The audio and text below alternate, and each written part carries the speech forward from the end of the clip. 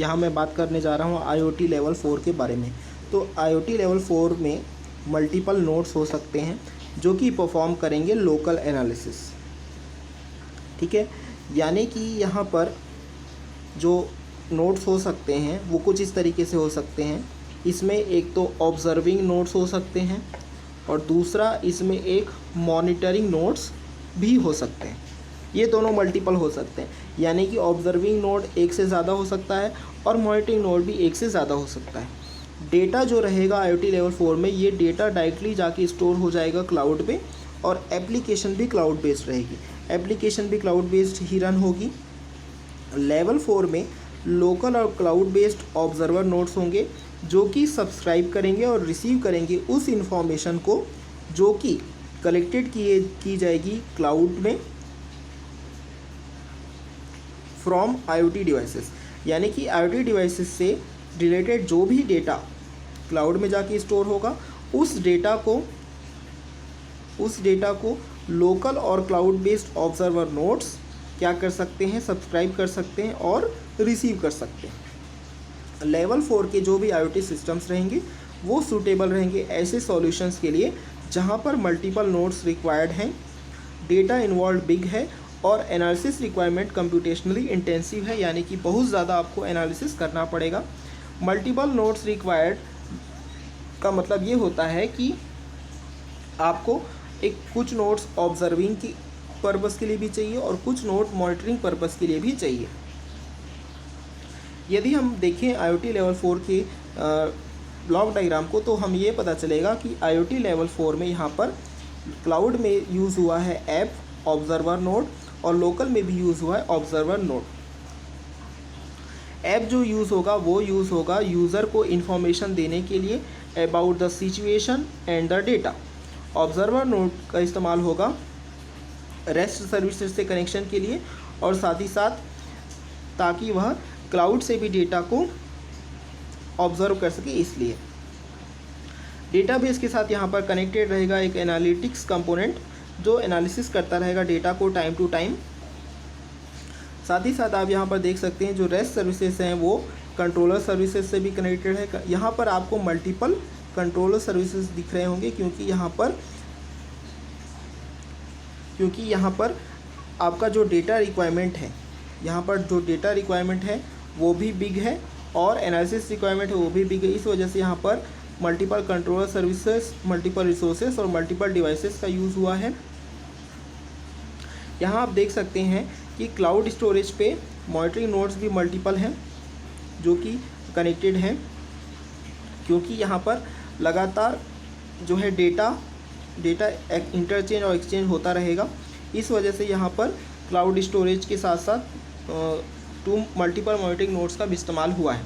यदि हम एग्जांपल के तौर पे बात करें IoT लेवल 4 के लिए, तो यहाँ पर एक एग्जांपल हो सकता है पॉल्यूशन डिटेक्शन सिस्टम। ठीक है, पॉल्यूशन डिटेक्शन सिस्टम का एक एग्जांपल हो सकता है।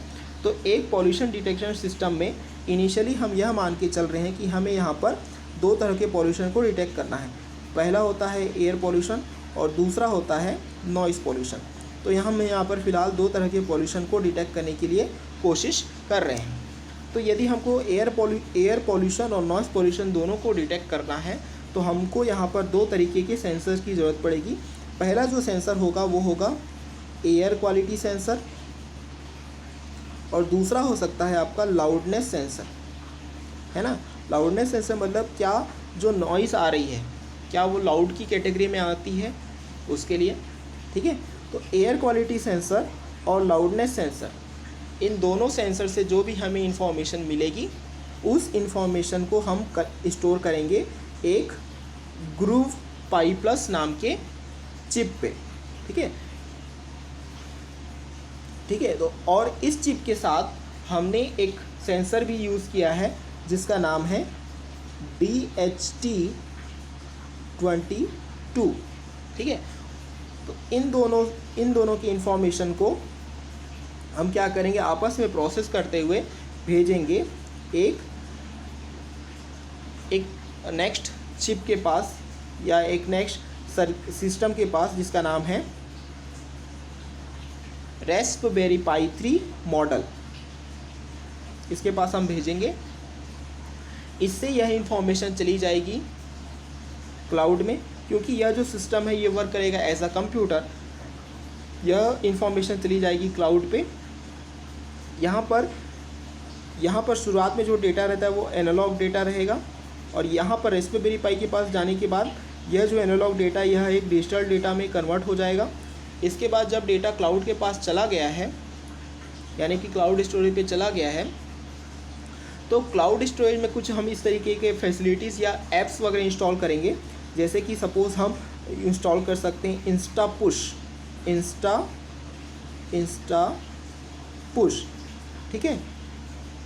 तो अभी तक क्या हुआ है, अभी तक हमने क्या किया है, एयर क्वालिटी और नॉइस यानी कि लाउडनेस, इससे रिलेटेड जो भी हमें एनालॉग डेटा मिला था उस एनालॉग डेटा को हमने डिजिटल डेटा में कन्वर्ट कर दिया है, ठीक है। कन्वर्ट करने के बाद यह डेटा कहाँ पर जा चुका है, क्लाउड स्टोरेज तक भी जा चुका है, ठीक है। तो अभी फ़िलहाल क्लाउड स्टोरेज में जो डेटा है वो एयर क्वालिटी सेंसर का डेटा है और लाउडनेस का भी डेटा है, ठीक है। तो इस डेटा को आगे फॉरवर्ड करने के लिए, है ना, नेसेसरी यूज़र तक फॉरवर्ड करने के लिए हम एक एप्लीकेशन यूज़ कर रहे हैं जिसका नाम है इंस्टा पुश। तो हमने क्या किया है, कुछ MIME कोड्स की मदद से इस इंस्टा